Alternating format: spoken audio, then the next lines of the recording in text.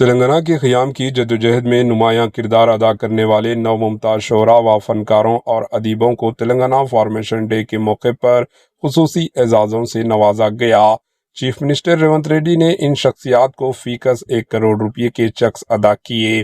یہ تقاریب حیدرآباد کے پریڈ گراؤنڈ سکندرآباد میں منعقد ہوئی۔ چیف منسٹر ریونت ریڈی نے 9 دسمبر 2024 کو اعلان کیا تھا کہ تلنگانہ کی تحریک میں اہم خدمات انجام دینے والے ان شعراءوں و ادیبوں و فنکاروں کو 1 کروڑ روپے کے ساتھ ساتھ فیوچر سٹی حیدرآباد میں 300 گز پر مشتمل پلاٹ دیا جائے گا۔